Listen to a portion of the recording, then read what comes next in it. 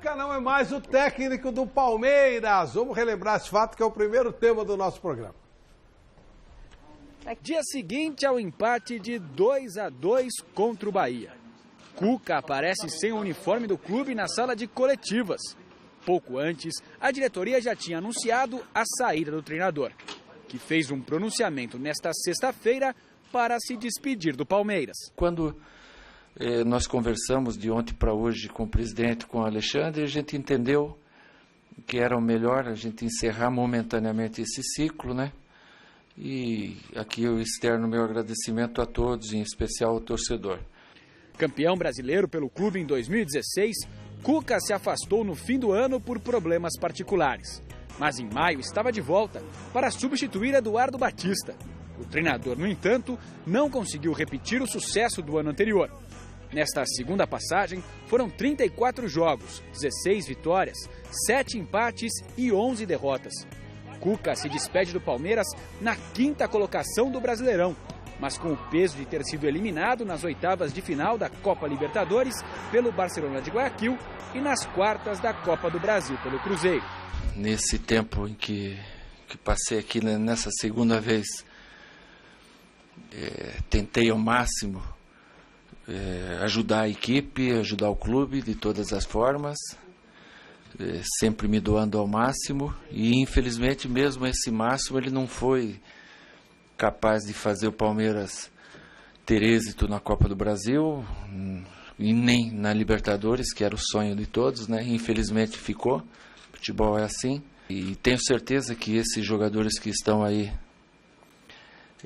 vão classificar direto para a Libertadores, não sei em qual posição, quem sabe até o topo ainda é possível, mas se trata de um time e um grupo muito bom. Desejo a eles toda a sorte e agradeço a eles todo o empenho que eles tiveram comigo. O nome preferido pela diretoria para substituir Cuca é o de Mano Menezes, que tem contrato até o final do ano com o Cruzeiro, clube pelo qual foi campeão da Copa do Brasil. Por enquanto, o assistente técnico Alberto Valentim assume o time de forma interina, a partir do jogo deste domingo contra o Atlético Goianiense. Já Cuca vai guardar na lembrança os bons momentos vividos no Palmeiras em 2016, mas com vontade de um dia voltar. Quem sabe um dia eu possa voltar aqui mesmo para o próprio Palmeiras, fazer um trabalho tão bom quanto foi ano passado, poder fazer uma montagem de uma equipe, que é o que eu gosto, né? E quem sabe no futuro a gente possa ajudar de volta como ajudamos ano passado. Boa sorte, Palmeiras, boa sorte a todos, obrigado.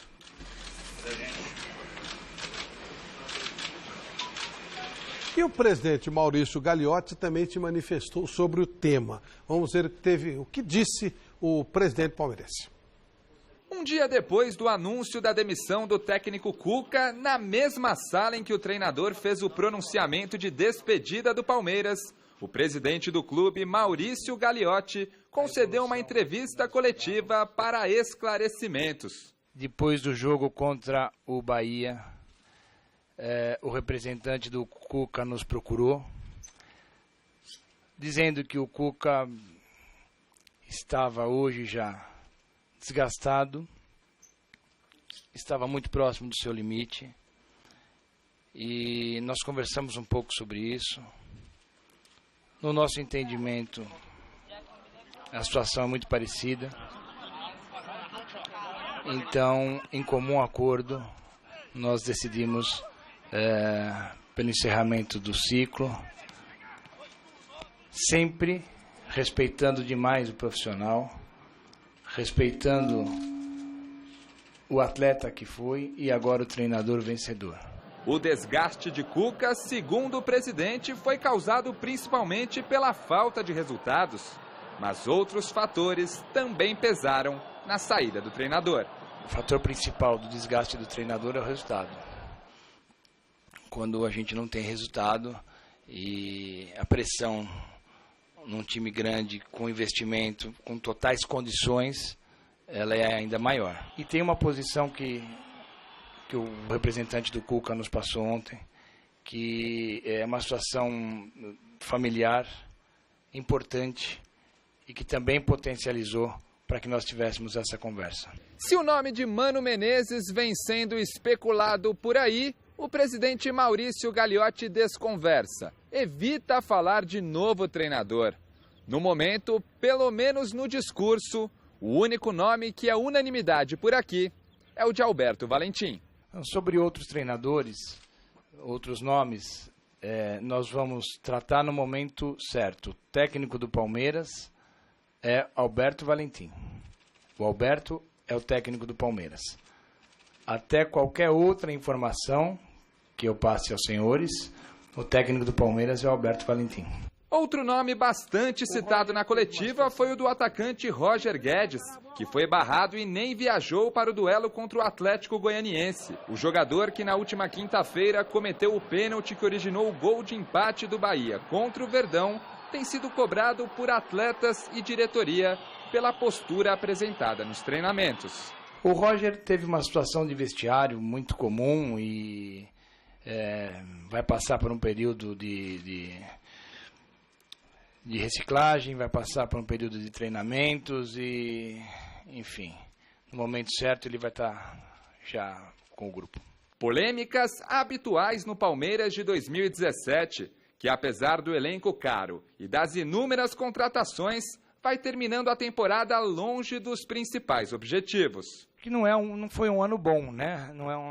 A gente investiu, nós fizemos um planejamento e num clube como o Palmeiras, com a nossa envergadura, com o nosso poder de investimento, com a nossa estrutura, quando você não tem títulos, não é um ano positivo.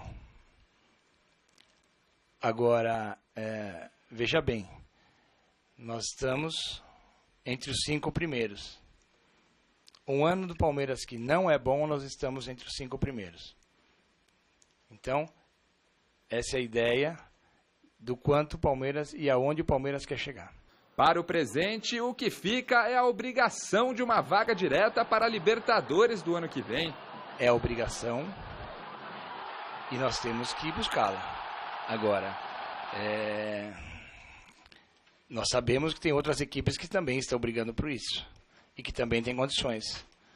Então, obrigação nós temos de título. E o título hoje é muito difícil. Matematicamente existe possibilidade, mas é muito difícil. Por isso que eu cito que a vaga, estar na Libertadores, é o objetivo desse momento. Bom, o Palmeiras ganhou hoje, daqui a pouquinho nós vamos mostrar os lances desse jogo, discutir um pouquinho desse jogo, mas eu quero discutir a tese. Wagner Mancini é responsável por uma associação importante que visa deixar uma coisa linear. O clube como o Palmeiras, o presidente Gagliotti disse que planejou e tal, mas é o terceiro técnico do Palmeiras. Nós estamos no mês de outubro. E aí, Mancini, como é que faz isso? Não vai mudar nunca, o futebol brasileiro não tem jeito? Olha, Flávio, a gente lamenta, né, porque o Cuca, há menos de um ano atrás, ele levantou uma taça no Palmeiras que era desejada aí por muito tempo, né, e infelizmente a gente vê a saída dele com muita tristeza. Eu acho que a saída do Cuca, ela se estende a todos os outros técnicos que já saíram dessa forma também ao longo do ano, né, ele apenas está sendo citado. Nós, em 2013, montamos uma federação de treinadores para que a gente pudesse exatamente tentar mudar o panorama. Não em tentar levar vantagem no mercado, mas se equiparar com atletas, com instituições, com federações, com aquilo que o futebol exige hoje. Então, nós nos organizamos melhor, montamos um projeto e esse projeto já passou por algumas instâncias em Brasília, mas ainda não foi votado. Então, a nossa intenção, o que é? Uma mobilização de todos os treinadores com a Lei Caio Júnior, que é o nome que nós estamos dando à lei, para que seja melhor regulamentada a nossa lei, para que o técnico tenha o direito de assinar o contrato, que seja obrigatório ele assinar o contrato, porque nós fizemos um levantamento, mais de 80% dos treinadores do Brasil não assinavam contrato, então não tinham direitos na rescisão de contrato a nada, que o técnico também saia no bid para que ele possa sentar no banco de reservas, o clube tem que ter finalizado o contrato dele. É lógico que o Palmeiras vai finalizar fazendo uma rescisão, mas outros clubes não fazem. O treinador é dispensado, chega um outro, senta no banco de reserva, então isso vai acabar. Para que o treinador possa sentar no banco de reservas, ele terá que ter a sua rescisão do anterior feita para que o novo possa sentar, assim como é feito na Europa. E eu acho que algumas outras coisas importantes também é que haja uma obrigatória, que seja obrigação do técnico se qualificar para estar no mercado, isso em conjunto com a CBF já está acontecendo. Até 2019, o técnico para dirigir no Campeonato Brasileiro vai ter que ter um nível A, e na Libertadores a Conmebol vai exigir a partir de 2020 um nível Pro. Então isso mostra que há reciclagem, a qualificação é importante, e também quando o treinador for dispensado, que o clube arque com 100% do seu contrato, assim como é feito com os atletas, para que também o técnico tenha direito de descansar na sua casa remunerado, mas se ele for para qualquer outro clube, cessa e ele começa um novo contrato em outro clube. Lembrando também que a CBF já instituiu que a partir, eu não me lembro bem agora em que ano, o técnico só vai poder atuar em 2 equipes por divisão. Isso por campeonato. Perfeito. Ô Miller, muda de técnico, sai o Cuca, que veio como um herói, era o cara. O Palmeiras era, de uma certa forma, até o visto de um dirigente importante do Palmeiras, refém do Cuca. No momento que o Eduardo Batista fazia um bom trabalho, começou a vacilar um pouquinho, já começou, tem que trazer o Cuca. Ou seja, atrapalhou o trabalho do Eduardo porque havia a imagem do Cuca. E o Cuca não tem nada com isso, estou só citando o que aconteceu. E aí o Cuca também vai embora. Resolve alguma coisa isso? Boa noite, Flávio. Eu acho que não. O Palmeiras a diretoria começou a errar a partir do momento que eles dispensaram o Eduardo Batista, como você bem disse, vinha fazendo um bom trabalho no Palmeiras e o time tinha padrão de jogo. O time jogava diferente do Cuca. Então a gente pode fazer um paralelo nesses 3 treinadores. O Cuca, que chegou no meio do campeonato praticamente, o Mancini no Vitória, que pegou o time também arrebentado lá embaixo, e o Dorival Júnior. Desses 3, se você for ver bem, quem mais tem resultado positivo é o Mancini, que quando chegou teve 5 vitórias consecutivas. O Dorival Júnior até hoje não deu um padrão de jogo para a equipe de São Paulo, e tampouco o Cuca deu um padrão de jogo para o Palmeiras. No Palmeiras, todo jogo mudava a escalação, colocava de lateral o Roger Guedes, pelo amor de Deus, quer dizer. Então, acho que os erros, não só da diretoria, mas também do Cuca, né? Importante dizer que o Eduardo Batista vinha fazendo um grande trabalho, foi embora prematuramente e trouxeram o Cuca, o grande campeão do ano passado, mas o futebol ele é momento, o futebol não é passado. Ele veio pelo sucesso do passado, mas no presente, como ele disse, o desgaste dos resultados negativos fizeram com que o Cuca pedisse demissão. Então, acho que isso foi um tiro no pé da diretoria. A diretoria demonstrou uma fragilidade e um erro aí, de ter trazido o Cuca no momento errado e ter dispensado o Eduardo Batista também no momento errado. E na quinta-feira, Eduardo Batista versus Palmeiras, né? Encontra o Palmeiras no Allianz Parque, né? Ô Chico, não, o jogo é Pacaembu do show, todo mundo busca um Carille, né? O Mano Menezes e tal, mas será que só o Alberto Valentim ganhou agora o primeiro jogo? O Alberto Valentim pode ser o Carille do Palmeiras? Olha, pode ser sim. Era o que se esperava quando o Cuca saiu, que o Alberto Valentim assumisse. Até porque ele estava acostumado a substituir o Cuca quando o Cuca não estava suspenso, estava toda hora expulso. O ano passado foi um ano tumultuado, o Cuca se deu bastante para o Palmeiras, né? Se doou bastante, né? Vestiu a camisa e tal. Então estava toda hora suspenso, tal. Quem ia para o banco? O Alberto Valentim. Era o cara que estava lá do lado dele, né? Então eu acho que 13 vezes ele já assumiu o comando do time. Isso. E ele, quando assumia o comando do time, ele mostrava qualidades. Por exemplo, hoje, nós vamos analisar aqui um pouco o Palmeiras, né? A vitória do Palmeiras. E se você ver hoje bem, o que ele fez? Ele simplificou o jogo que o Palmeiras tem. E não é padrão de jogo isso ainda, mas ele simplificou. Ele colocou ponta direita na direita, colocou ponta esquerda na esquerda, colocou, olha, eu não tenho um centroavante bom, mas não vai mal, reveza aí o Dudu e o William, e está tudo certo, jogou num 4-3-3, todo mundo sabia o que fazer com a bola. Quer dizer, é o tal negócio, chegou e conversou um por um. Né? Talvez faltasse isso para o Cuca. O Cuca chegou com uma carga muito pesada, né? Que é a carga de conquistar a Libertadores. No mínimo, Libertadores e até pensar em ganhar do Real Madrid na final do Mundial. O negócio já chegou. Né? Eu me lembro, conversando com conselheiros do Palmeiras, por incrível que pareça, são meus amigos de infância, tem muitos lá, e um deles falou assim, não, esse ano aqui nós vamos ganhar tudo. Vamos ganhar o Campeonato Paulista, vamos ganhar a Copa do Brasil, vamos ganhar a Libertadores, vamos ganhar tudo. Vamos ganhar o Campeonato Mundial, vai ser a final com o Real Madrid. Bom, esse é o objetivo, não tem para ninguém. Eu virei e falei assim, vocês estão sendo muito ambiciosos, porque afinal de contas, se ganhar o Campeonato Paulista, já é um bom começo. Não, o Campeonato Paulista está no papo. Quem é que vai ganhar o Campeonato Paulista? Era assim o discurso. Dos dirigentes, não estou falando do técnico nem do jogador, hein? Estou falando dos dirigentes. Quer dizer, entre eles, lá, entre a cúpula do Palmeiras. E isso vira uma ebulição, né? Vira uma ebulição, porque a cobrança existe. Você imagina o Infantino. O Cuca não tem que sentar com esses caras, que são os conselheiros, mas o Infantino tem. Então você imagina. Infantino não. O Infantino Gagliotti. Não, o Gagliotti, que parece o Infantino. Por isso que eu faço confusão, né? O Infantino.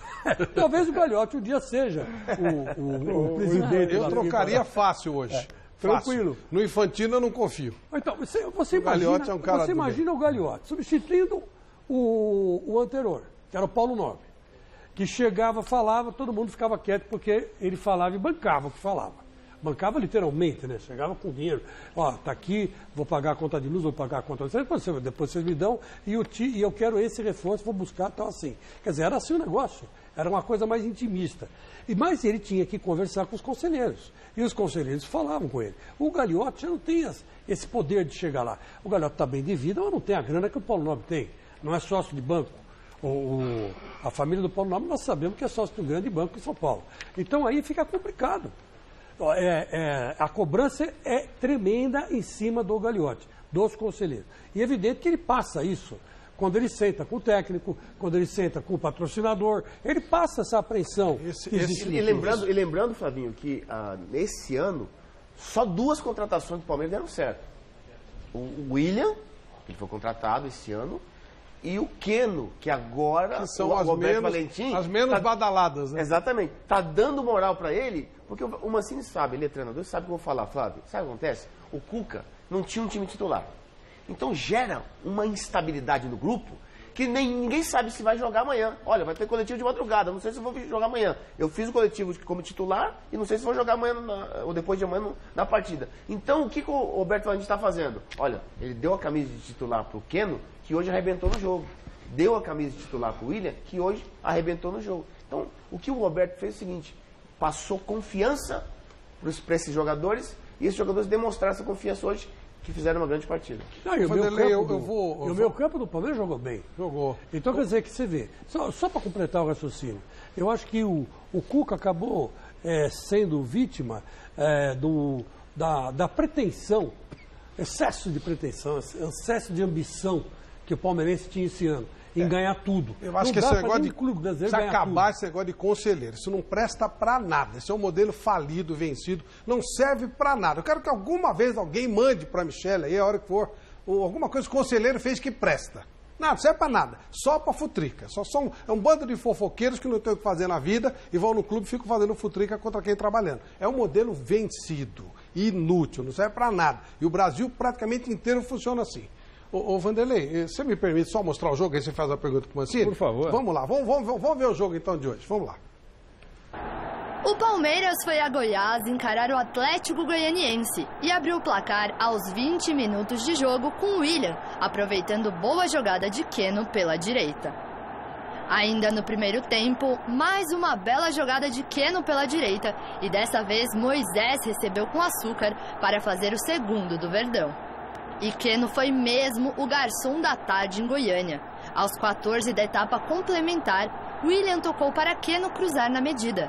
Dessa vez, Dudu estava na área e deixou o dele.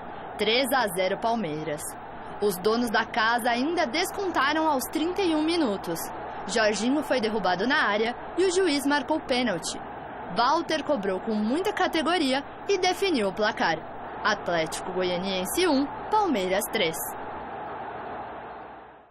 É muito folgado o Walter, nossa senhora. Ô Vanderlei, fala um pouquinho desse jogo e aí você faz a sua pergunta para o Wagner Mancini também.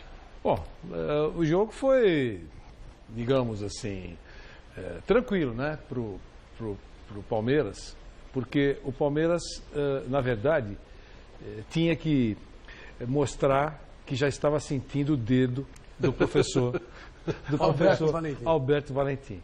Algumas horas depois da saída do Cuca, que era uma coisa, e é coincidências da vida, ironia da vida. Temos um grande treinador aqui. 5 meses o Eduardo Batista, 5 meses o professor Cuca. Lembrando que o Eduardo Batista, quando entrou, já sabia que o Palmeiras estava reservando o tapete vermelho para receber o Cuca. E o Cuca voltou. Como é que é aquela história? Se você foi feliz, não volte. Minha avó falava isso, não volte para o lugar onde você foi feliz. Falei isso para o Carlos Alberto Parreira, o Chico também, para o Parreira na Copa do Mundo. Você foi feliz, não inventa, não procura sarna para se coçar. Acabou tendo que ler a carta da Dona Lúcia. Dona Lúcia, que surgiu até a Dona Lúcia naquela história toda. Cara maravilhoso desse, né? Maravilhoso. Adora, mas de qualquer maneira foi uma vitória importante. Quem olha para trás vira estátua de sal. Como já diria o episódio bíblico Sodoma e Gomorra. Aliás, o Miller é mais especialista que eu. A esposa de Ló, não é? Virou para trás, virou estátua de sal. Então é isso aí.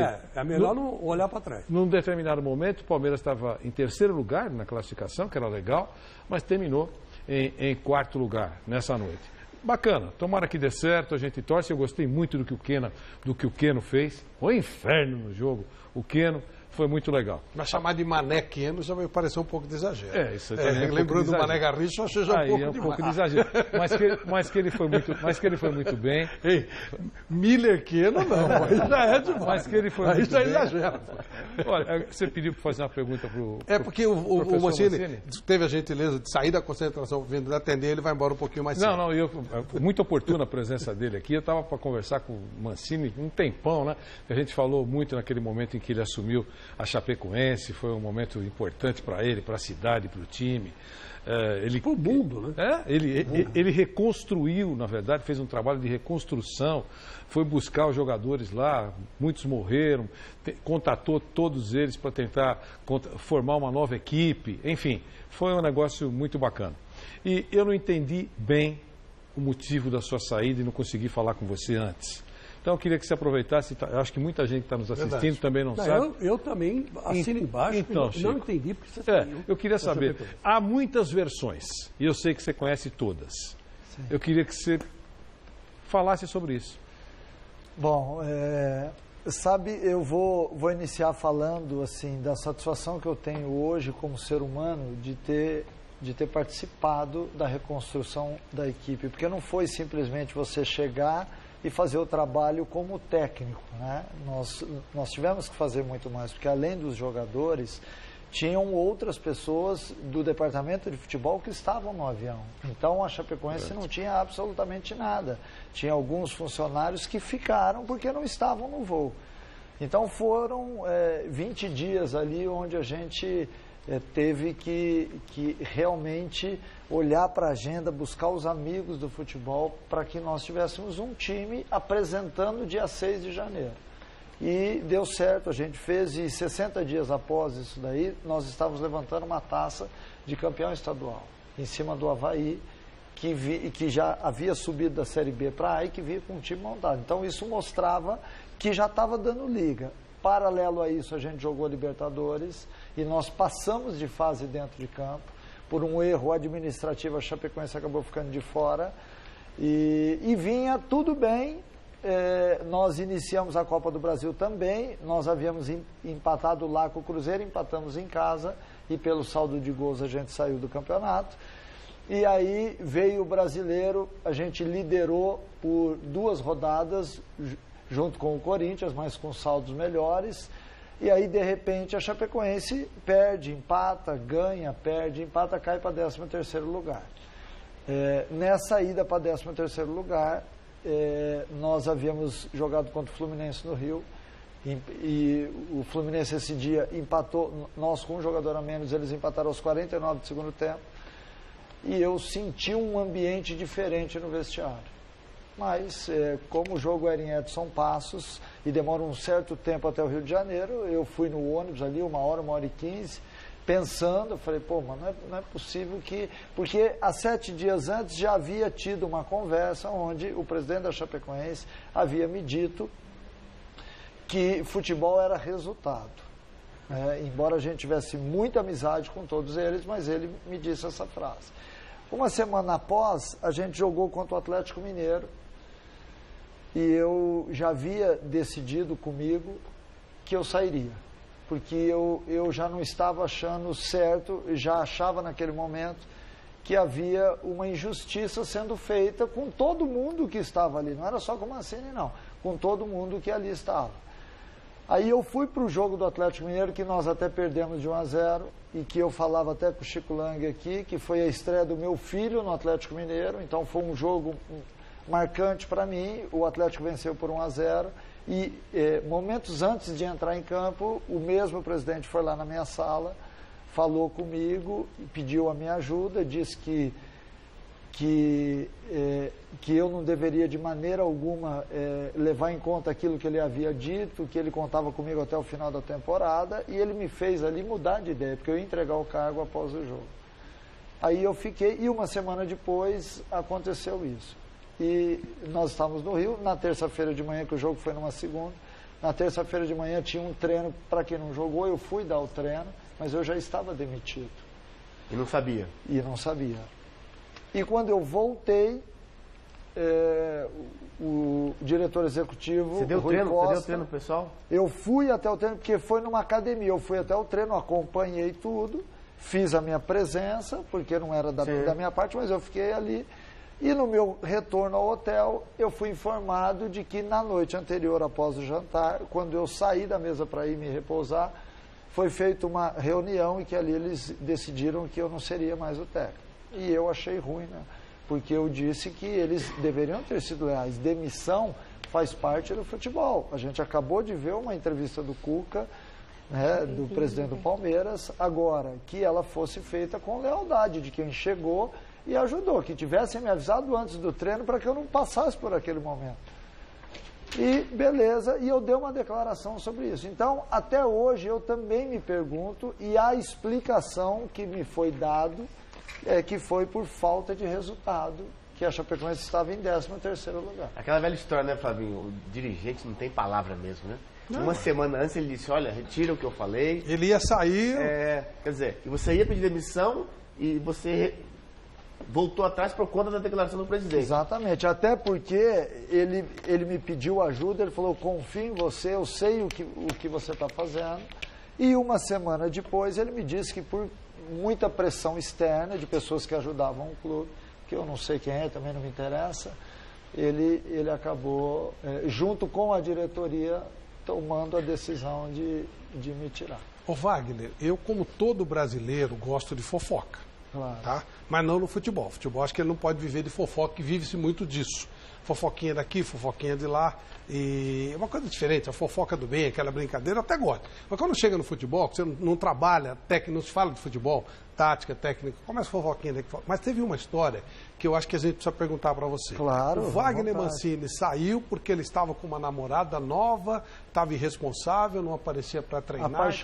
Apaixonado e tal. O que é bom. Né? Conta essa história pra gente, porque realmente eu conheço você há muitos anos, gente amigo de muitos anos, e eu me surpreendi com essa história. Isso aí, na minha saída, após esse incidente, na minha saída, eu dei uma declaração dizendo que a diretoria não tinha agido certo comigo em relação ao treinamento. Não da demissão, porque é um contrato de trabalho, eles têm o direito de fazer o que eles quiserem. E algumas pessoas se doeram porque eu não citei nome. E pegaram uma jornalista de São Paulo, que eu não vou falar quem é, óbvio, e ela fez uma matéria dizendo que por eu estar apaixonado, que eu chegava atrasado nos treinos, que eu mudava horário de reuniões, de palestras e tudo mais, que aquilo estava influenciando na minha vida. Eu estava sozinho em Chapecó. Eu morava num hotel sozinho. Então, isso Ou seja, a é uma pessoa mentira. que se alegava que você chegava atrasado porque estava com essa pessoa, nem estava em Chapecó. Não estava em Chapecó. Então, foi fruto de uma vingança. Eles quiseram, de certa forma, falar. E quando eu liguei lá para falar, peraí, mas o que vocês estão falando? Não, você não falou, você também não citou nomes, então eu vi que era uma retaliação daquilo que eu havia falado. Não. Mas, enfim, eu gostaria de dizer que quem está apaixonado faz tudo melhor na vida. Eu gostaria de estar apaixonado em todos os momentos, porque eu nunca vi ninguém apaixonado fazer alguma coisa jornalista que não seja bem feita. Mal informada, né, jornalista? Exatamente, mal o fato de a sua vida pessoal, sinceramente, realmente não interessa. Sua vida pessoal é sua vida pessoal. Agora, o que me sabe, o Wagner não marcou o horário de treino, mudou. Não tem a ver, tem pessoas que não têm esse perfil. E curiosamente, há cerca de 10 anos atrás, eu li uma entrevista de um dos atletas da Chapecoense falando exatamente que o erro da diretoria tinha sido a demissão de Wagner Mancini, porque na época tudo caminhava bem. Então, se fosse realmente verdade, os próprios atletas sairiam falando, realmente era uma bagunça, e não era uma bagunça, vocês me conhecem, sabem, eu estou há muito tempo no futebol e eu jamais viria aqui botar minha cara e falar uma coisa que não fosse verdadeira.